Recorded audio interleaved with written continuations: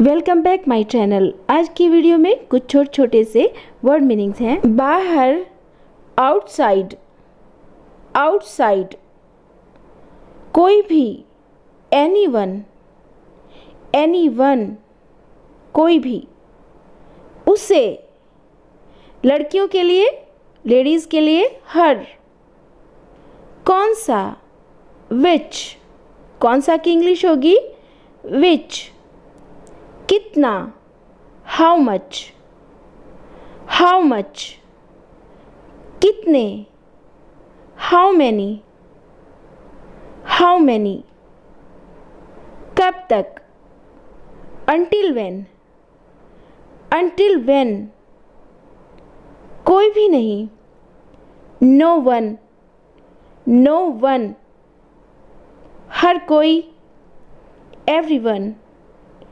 Everyone, हर कोई, कब से, हाउ लॉन्ग या फिर सिंस व्हेन।